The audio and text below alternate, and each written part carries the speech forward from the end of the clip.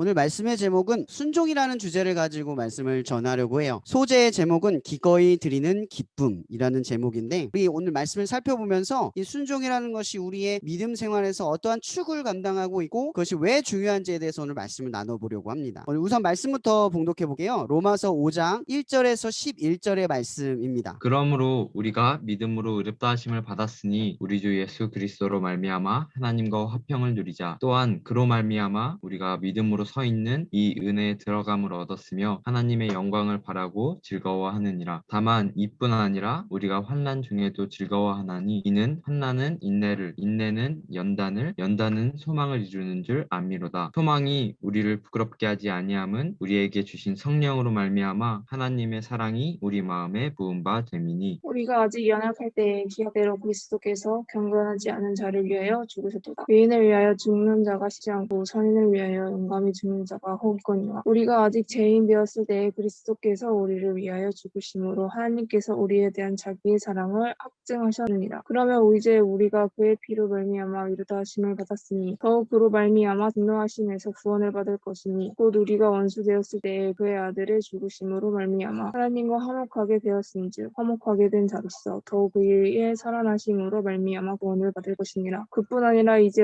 우리로 화목하게 하신 우리 주 예수 그리스도로 말미암아 하나님 안에서 또한 즐거워하느니라. 제가 천부 말씀 사무엘상 5장 22절 말씀 다시 하나만 읽어드릴게요. 사무엘이 이르되 여호와께서 번제와 다른 제사를 그의 목소리를 청종하는 것을 좋아하심 같이 좋아하시겠나이까. 순종이 제사보다 낫고 듣는 것이 순양의 기름보다 나으니. 아멘. 여러분, 우리가 오늘 순종이라는 주제를 가지고 말씀을 나누기 전에 이 미러링이라는 말이 왜 지어지게 됐는지에 대해서 간단하게 설명을 해야 될 것 같아요. 이 미러링이라는 말은 사랑하는 관계에 있는 사람들이 서서히 서로의 모습을 모방하는, 자기도 모르는 행동을 하기 시작한다, 서로가 닮아간다라는 의미를 가지고 있어요. 예수 그리스도의 순종, 그것은 우리가 닮아야 하고 또한 닮아질 수밖에 없는 그분의 모습, 하나님의 자녀의 모습을 우리가 어떻게 느끼고 어떻게 바라보고 어떻게 생각하는가, 그걸 바로 제대로 알기 위해서라는 거죠. 그래서 우리가 미러링 되는 과정, 예수 그리스도를 좋아하고 또 예수 그리스도를 사랑하는 흔적이 그분을 닮아간다라는 의미와 동일하다는 의미에서 이 제목을 정하게 됐습니다. 여러분, 순종 떠올리면 어떤 느낌부터 좀 드나요? 대부분의 사람들이 순종하면 부정적이게 느껴요. 왜냐하면 사실은 이 기독교의 미덕 중에 하나가 순종이었어요. 근데 생각해보면 이러한 순종의 미덕은 사실은 진심의 근거로 확증되어지는 거거든요. 진심의 종교죠. 그 종교적 행위는 진심이라는 것에 밑바탕을 두고 행동하는 것이기 때문에 그래요. 그래서 기독교가 다른 종교와 다른 가장 큰 의미는 바로 하나님의 관계 안에서 우리는 진심이라는 것을 하나님께 평가받기 때문에 그래요. 하나님 우리에게 요구하시는 게 뭐예요? 번제보다 순종하는 것, 제사를 기쁜 마음으로 드리는 것, 그것을 더 원한다라는 거죠. 우리가 아무리 행위적으로 거룩해 보이고 거룩한 것을 드리고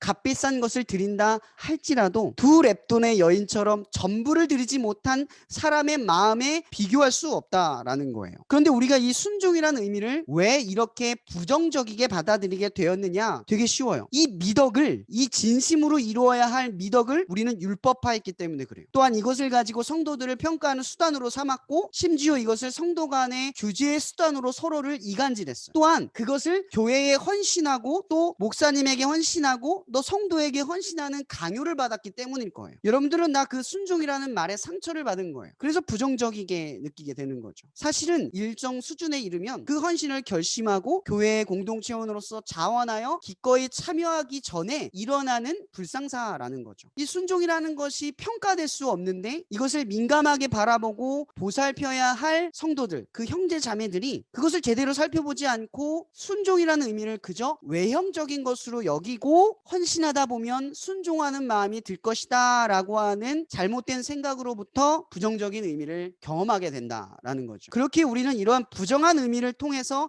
한 가지 깨닫는 것이 있어요. 기꺼이 드리는 기쁨을 가르쳐야 한다라는 거죠. 여러분들이 기도 모임을 통해 또의 삶의 자리에서 하나님의 영광인 그 기쁨으로 드리는 그 순종함을 사람들에게 보여주고 가르치기 위해서 뭐가 필요할까? 우리는 고민할 필요가 있다라는 거예요. 그러면 기꺼이 드리는 기쁨은 어떻게 가르칠 것인가 생각해 봐야 하겠죠. 여러분, 예수님께서 우리에게 순종을 어떻게 가르쳐 주셨어요? 그분이 우리에게 가르쳐 주신 순종은 강요였나요? 아니면 내가 너희들을 위해서 죽었으니 너희는 나를 위해서 그렇게 살아 살아야 해 라고 하는 부담이었나요? 전혀 그런 게 아니었어요. 주님께서 우리를 위해서 죽으셨던 것은 원수 되었던 우리들, 즉 연약하고 경건하지 않고 거룩하지 않았던 우리들을 위해서 죽으신 거예요. 그 얘기는 뭐예요? 우리가 변화되어서 자격이 있어서가 아니라는 거죠. 또한 자격이 없는 우리에게 어떤 조건을 달고 죽으신 게 아니라는 거죠. 순종이라 함은 그런 거예요. 예수님께서 우리에게 보여주신 순종은 하나님에게 드리셨던 순종과 똑같아요. 마치 겟세마네 동산에서 정말 그것을 피하고 싶었던, 그러나 그것을 아버지의 뜻이면 간절히 바랬던 그 예수님의 순종. 여러분, 예수님께서 하나님을 위해서 또한 우리를 위해서 십자가에 매달려 죽으신 것은 복종이 아니에요. 그분이 원하셨던 거죠. 그러나 가장 피하고 싶었던 거예요. 그래서 오늘 말씀의 본문에 나누진 않았지만 빌립보서 2장 8절에 보면 죽기까지 순종하셨다라고 표현하고 있는 거예요. 그래서 우리가 살게 되어진 거죠. 여러분, 기꺼이 드리는 이 자원함, 이 기쁨에 대해서 어떻게 가르칠 것인가? 저는 예전에 그런 고민을 한번 해본 적이 있어요. 여러분 다 부흥을 꿈꾸죠. 교회를 나가면 그 부흥이라는 것이 마치 성공이라고 하는 것에 성립되어 있는 것을 느껴요. 다 부흥을 꿈꿔요. 제가 처음에 아동부를 맡았을 때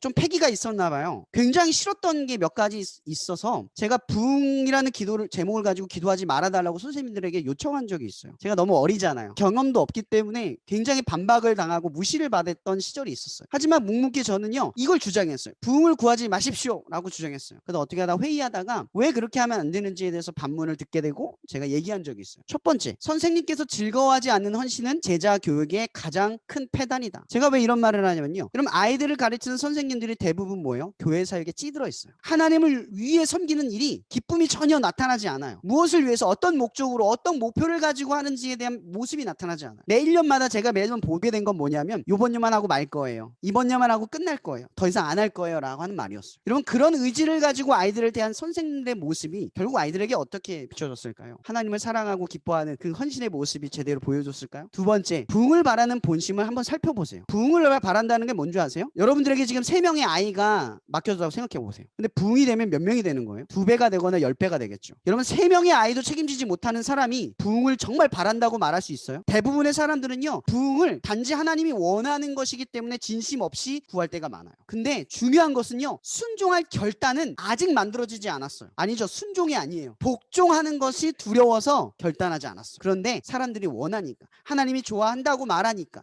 교회가 추구하니까 부흥이라고 말하는 거예요. 그래서 우리는요, 우리 진심을 한번 살펴보세요. 3명의 사람이 6명이 됐을 때 그것을 책임질 수 있느냐? 그리고 세 번째, 그럼 이것은요, 선생님들을 책망하고 싶은 말이 아니라 오히려 걱정되는 말이었어요. 현실적으로 보면 여러분 아시죠? 교회가 작든 크든 간에 교사들이 하고 있는 일이 너무 많았어요. 그러다 보니까 아이들에게 전심으로 그 힘을 쏟을 수 있는 여건이 되지 않는 거예요. 사실 이건 좀 반하는 말이지만 저는 그것 때문에 교사들에게 일헌신을 강요했어요. 그것 때문에 많이 부딪히긴 했죠. 근데요, 이 3가지를 가지고 선생님들과 기도하고 우리의 내면적인 것을 바꾸기 시작을 하니까 어떤 일이 벌어졌는지 아세요? 제일 중요한 건요, 부흥을 기대하지 않게 됐어요. 선생님으로 섬기는 것이 감사해지고 재밌기 시작을 했어요. 그러고 나서 부흥은 따라오기 시작을 했었거든요. 저는 그때의 기억을 잊지 못해요. 여러분, 기꺼이 드리는 기쁨이 왜 중요한지 아세요? 그것이 부흥이랑 연결되어서가 아니에요. 결과가 좋아지기 때문이 아니에요. 이런 복음이 뭐예요? 복음은 전하는 거예요. 누군가에게 들려줘야 돼요. 어떤 매개체가 필요해요. 그 매개체가 뭐죠? 우리예요. 전도에 미련한 것을 선택하셔서 하나님의 복음이 전해지도록 우리를 붙들으셨어요. 이런 이 말은요, 로마서 10장 10절에 보면 이런 말씀이 있어요. 사람이 마음으로 믿어 의에 이르고 입으로 신하여 구원에 이르느니라. 여러분, 이 말은요, 단순히 예수를 그리스도라고 말한다는 게 아니죠. 그 모습과 그 표현과 그 태도에 뭐가 나오는 거예요? 마음으로 믿은 흔적이 드러나는 거예요. 그러니까 복음은요, 매개체인 우리 자신을 보여드리는 거예요. 복음이라는 말, 예수 믿어, 이 말이 아니라 예수를 믿고 있는 내가 그 말과 함께 실려가는 거예요. 그래서 기꺼이 드리는 것이 하나님의 역사에서는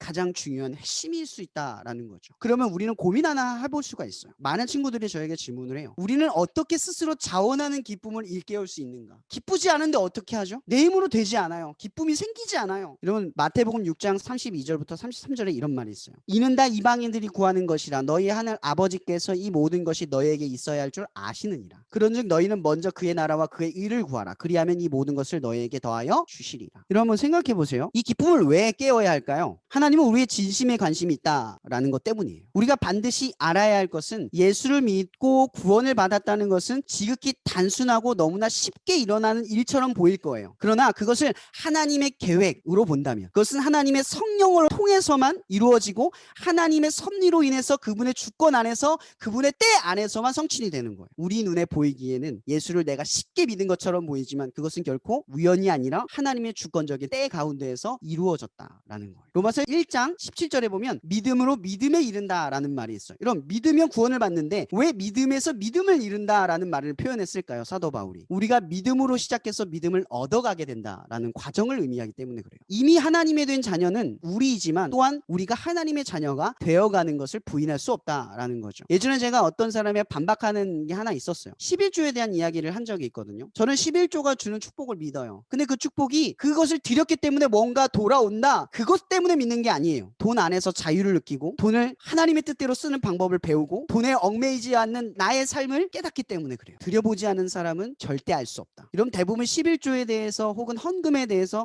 하나님 앞에 헌신하는 것에 대해서 질타하는 사람들의 특징이 뭔지 아세요? 드려본 적이 없어요. 그래 가령 드려봤어도요, 그것이 진심으로 드려본 적이 없어요. 그러다 보니까 반대로 돌아오는 기쁨이 뭔지를 경험하지를 못하는 거예요. 우리가 예수를 그리스도로 고백하는 것은 결코 우연이 아니에요. 고린도전서 12장 3절에 보면 성령이 아니고서는 누구든지 예수를 주시라 시인할 수 없다라고 되어 있어요. 여러분, 예수를 믿는 것이 그냥 우연이고 너무나 쉽게 이루어진 것 같아서 별것 아닌 것처럼 치부될지 모르겠어요. 그러나 반드시 기억하세요. 여러분이 지금 예수를 그리스도라 시인한 건요, 우연이 아니고 하나님의 완벽한 때라는 거예요. 그것이 아니고선 할 수 없는 일을 여러분들이 해내고 있는데 우리는 그것을 너무나 관가하고 쉽게 바라보고 있다라는 거죠. 왜 순종하지 못할까요? 여러분, 아브라함의 예를 한번 들어보세요. 아브라함이 늘 믿기 어려운 상황에 처할 때 하나님은 그에게 시험을 일으키셨어요. 그러나 그 시험은요, 패스하지 못하면 떨어지는 시험이 아니라 아브라함을 도약하기 위한 시험이었어요. 때라는 거죠. 하나님은 우리의 때를 아세요. 믿음으로 일어서야 할 때, 믿음으로 다시 믿음을 얻어야 할 순간을 하나님은 정확하게 보고 계세요. 그러나 어때요? 우리는 그 순간 외면하는 때가 많아요. 그게 순종인 거죠. 이것을 보아서 하나님께 드리는 기쁨은 전혀 드릴 수 없는 상황에 하나님에 대한 믿음이 우리도 모르는 사이에 잔잔하게 일상 속에서 부어지는 것을, 드려지는 그 때를 경험하는 것을 알아야 돼요. 여러분, 아브라함을 통해서 우리는 두 가지를 상기할 수 있어요. 첫 번째, 하나님의 때는 잠잠하게 우리를 맞이한다. 그래서 우린 몰라요. 그래서 순종의 때를 우리가 정하면 안 된다라는 거죠. 언제 순종하나요? 몰라요. 그냥 순종하는 거예요. 매 순간인 거죠. 두 번째, 우리의 잔잔한 일상은 하나님의 계획이 일어나는 특별한 역사의 시간들이에요. 그렇기 때문에 우리는 아무리 사소해 보이는 것이라도 주어진 삶 속에서 하나님을 위한 수고를 멈춰서는 안 된다라는 거죠. 기쁨으로 드리는 것이 순종이지만 그 기쁨은 오늘의 말씀의 핵심에 관련이 있어요. 이따가 한번 나눠보도록 할게요. 그러면 이제 우리의 삶에 한번 접목해 볼 필요가 있지 않을까요? 21세기의 시대를 살아가면 우리는 어쩌면 순종에 결여된 시대를 살아가고 있다는 것을 뼈저하게 느껴요. 이런 편리한 세상 속에 살아가죠. 이 과학의 문명. 여러분 어때요? 편리함은 우리를 어떻게 속이는 줄 아세요? 인내를 무기력하게 만들어요.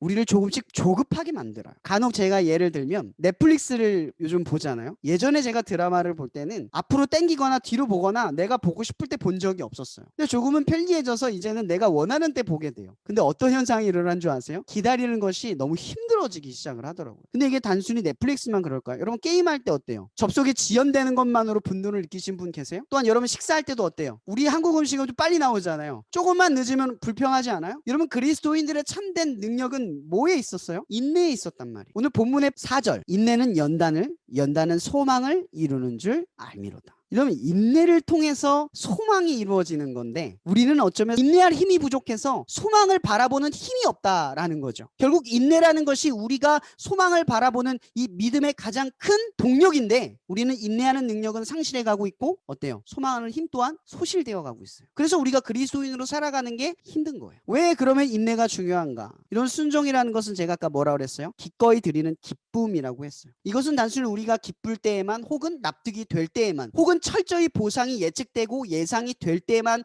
말하는 게 아니에요. 이건 이방인들이 종교로 드리는 것과 똑같아요. 오히려 창세기 인물들처럼 특히 요셉의 인물을 조명해 봅시다. 창세기 39장에 보면 요셉이 두 번의 공경에 처했을 때 그의 인생을 이렇게 두 번 표현해요. 하나님께서 요셉을 형통하게 하셨다. 이런 말씀을 쉽게 읽으니까 그렇게 생각이 되나요? 과연 그럴까요? 요셉의 상황이 그래요? 아무리 하나님에 대한 믿음이 있다 해도 그러한 현실에 처하면 대부분의 사람들은 믿음을 상실한 채로 살아가요. 여기에 어떤 기쁨 기쁨도 없고 어떠한 소망에 대한 확신이 있겠어요? 여러분의 지금 일상을 보세요. 요셉처럼 버틸 힘이 있는가? 그러나 반드시 기억할 것은요, 믿음은 바로 그러한 상황에서 발휘되어야 한다라는 거죠. 하나님께 그의 인생을 형통하게 하셨다. 그것은 그가 믿음으로 하나님이 원하는 길로 나아갔다는 것을 의미하기 때문에 그래요. 삶의 고난은 찾아왔어요. 그러나 그가 하나님의 때로 도약하는 것을 삼았다라는 거죠. 또한 그가 사랑받는 아들에서 종이 되고 신뢰받던 총신에서 죄인이 되어가는, 그 다음에 바로 왕의 신임을 얻어 총리가 되기까지 시간이 얼마나 흘렀어요? 그러나 여전히 형제에 대한 원망이 사라지지 않고 3년이 지나서야 형들을 용서하고 하나님의 뜻을 고백하게 돼요. 창세기 50장 20절에 이런 말을 하죠. 오늘과 같이 이 생명을 구원하시려고 나를 이 땅으로 보내셨는 줄 내가 알았습니다.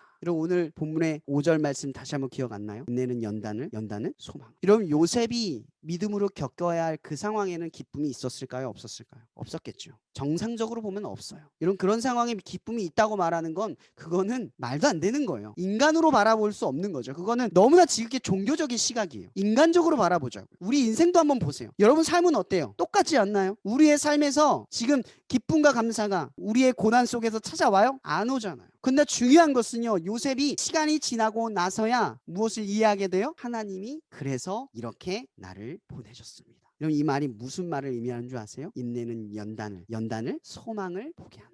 여러분, 요셉은 소망을 보게 된 거예요. 아브라함이 보았던 상급이신 하나님을 제대로 본 거죠. 이제 요셉의 소망은 뭐예요? 하나님인 거예요. 하나님께서 여러분의 인생을 순종의 역사를 통해서 그렇게 이끌어 가신다라는 거죠. 우리는 여기서 순종의 의미를 다시 한번 깨닫습니다. 순종이 기꺼이 드리는 기쁨이라고는 하지만 우리가 하나님께 무언가를 보장받고 그분이 나를 책임져 주시고 어려움이 없게 하시기 때문에 하는 것이 아닙니다. 복음은 대반전이에요. 우리가 기꺼이 드릴 수 있는 이 기쁨에 참여할 수 있는 가장 큰 이유는 오늘 본문 8절 마지막 구절에 이렇게 말하죠. 자기의 사랑을 확증하셨기 때문입니다. 여러분, 순종은요, 뭔가를 바래서 하는 게 아니라 이미 받았기 때문에 할 수 있는 거예요. 예수님이 여러분을 위해서 죽으셨어요. 그런데 우리가 그 죽으심의 값을, 그 소중함을 잃어버리고 예수를 그리스도라 시인했던 하나님의 역사를, 그 감사를 잃어버리고 우리가 뭐예요? 순종으로 무언가를 바라는 마음을 가진다라는 거죠. 기쁨이 있어야 순종한다고 믿는다라는 거죠. 여러분, 순종은요, 애초에 기쁨이 존재하는 거예요. 여러분 안에 기쁨이 없어도, 그러한 감정이, 그 분위기와 그러한 상황이 여러분에 없어도 우리가 기꺼이 그렇게 할 수 있는 것은 그 예수가 여러분을 위해 죽으셔서 그 은혜를 주셨기 때문에 기쁘지 않는 마음을 기쁘도록 만들 수밖에 없는 이 요구 앞에 우리가 살아가기 때문에 그래요. 여러분, 순종은 인내와 연단을 거쳐서 소망을 고백하게 하는 힘이자 보게 만드는 힘입니다. 또한 순종은 인내의 수고이기에 당시의 기쁨이 전혀 이해할 수 없어요. 그러나 반드시 소망을 바라보는 때를 맞이하게 만드는 유일한 통로라는 것을 기억하시길 바랍니다. 끝으로 왜 순종인가? 하나님의 뜻을 이루는 것은 그리스도인들의 평생의 사명일 것입니다. 그렇게 우리는 예수님이 하나님의 뜻을 이루기 위해 하신 이 말씀에 대해 깊이 묵상해 봐야 돼요. 예수님이 우리를 위해서 죽으신 일은 하나님의 아들이기에 당연히 해낼 수 있는 일이 아니라 오히려 겟세마네 동산에서 기도하셨듯이 가장 피하고 싶었고 가장 도망치고 싶었던 그 순간을 넘어섰고, 또한 십자가 위에서 절규하며 외쳤던 엘레리 라바 사박다니, 하나님이 하나님이여 나를 어찌하여 버리십니까? 라고 말씀하시면서도 그 십자가에서 권능을 사용하지 않은 그 예수 그리스도의 분명한 목표를 쫓아가는 거예요. 빌립보서 2장 8절 아까도 언급했죠. 사람의 모양으로 나타나서 자기를 낮추시고 죽기까지 복종하셨으니 곧 십자가에 죽으심이라. 여러분, 예수님은 죽기 위해 이 땅에 오셨습니다. 그분의 순종은 죽기까지였습니다. 순종이 무엇입니까? 이처럼 분명한 목표를 잃어버리지 않고 묵묵히 오늘을 살아가는 거예요. 그저 하루를 살아가는 것을 의미하는 것이 아닙니다. 그것은 이방인도 하는 것이고 그것에 매여 사는 것은 이방인처럼 살아간다는 겁니다. 우리는 오로지 하나님의 뜻을 위해 분명한 목표를 지니고 오늘의 인내가 연단이 되어서 결국 소망을 보게 만드는 힘, 믿음으로 믿음에 이르게 하는 그 힘이라는 사실을 기억하길 바랍니다. 오늘의 순종이 없이는 내일의 소망을 볼 수 없습니다. 결국 믿음으로 믿음에 이르게 되는 복음의 정수를 우리는 우리뿐만이 아니라 세상 모든 사람들에게 가르쳐줘야 합니다. 그런데 이것은요, 우리가 그들에게 티칭하는 게 아닙니다. 그것은 우리 자신이 복음이 되어서, 우리가 매개체가 되어서 우리는 복음 그 자체가 되어야만 합니다. 세상은 우리를 통해 예수 그리스도라는 사실을 알게 될 것이므로 우리는 우리에게 주어진 사명이며 인생의 소명을 잊지 말아야 합니다. 여러분 왜 순종해야 합니까? 예수를 주라 시인한 자마다 하나님께서 그의 아들 예수 그리스도를 우리에게 부족함 없이 내어주셨기 때문입니다. 순종은 이 한마디로 표현할 수 있을 것 같습니다. 예수 그리스도로 충분합니다. 그렇기에 내가 기쁨이 없어도 지금 당장 내가 하나님을 위해서 할 수 있는 힘은 없어도 기꺼이 그렇게 살아가겠습니다 라는 결단이 여러분과 저의 삶 속에, 또한 스쿨처치를 기도 모임을 세워가는 여러분의 삶 속에 이루어지는지를 축복합니다. 기도하고 마치겠습니다. 사랑해 주님 감사합니다. 오늘도 이렇게 우리가 말씀 가운데 모여서 미러링 예수 그리스도를 닮아가는 순종의 이 사역 속에서 우리가 살아갈 수 있도록 우리를 인도하여 주실 줄 믿습니다. 주님, 날마다 그 순종하게 많은 어려움을 겪습니다. 그러나 그 말이 우리에게 너무나 부정적으로 다가올 때도 많습니다. 그러나 반드시 기억할 것은 소망을 바라보게 하는 오늘의 힘은 오늘 순종하게 하는 믿음에 있는 줄 믿습니다. 그것 없이는 하나님이 우리에게 예정하신 하나님의 나라의 소망을 우리는 바라보며 그 목표를 쫓아가며 매일을 살아가는 힘이 우리 안에 없음을 기억하오니 조금은 수고스럽더라도 조금은 어렵더라도 늘 말씀을 묵상하며 세상의 말을 듣고 기울이며 돌아가지 않고 말씀 가운데로 온전한 길로 예수 그리스도가 죽기까지 복종했던 그 길로 우리가 나아갈 수 있도록 성령님, 나만 우리 가운데 하나님의 사랑이 부으신 바 되미니 오늘의 말씀처럼 우리 가운데 날마다 부어주시옵소서. 힘이 없을 때, 기쁨이 사라졌을 때, 더 이상 나아갈 그 어떠한 근거와 어떠한 증거들이 내 안에 느껴지지 않을 때에도 예수를 주라 시인하도록 나에게 역사하신 그 살아계신 하나님을 고백하는 우리의 삶이 되어지도록, 또한 오늘을 순종하는 힘으로 우리에게 이루실 소망을 바라보는, 그리고 그 소망을 바라보는 힘을 기르는 청년들이 그리고 청소년들이 되어줄 수 있도록, 그리고 그러한 기도 모임으로 세워져 갈 수 있도록 축복하여 주시옵소서. 오늘도 우리와 임마누엘 하시는 예수 그리스도 이름으로 감사하며 기도합니다. 아멘. 네, 주님께 영광의 박수 올려드리겠습니다.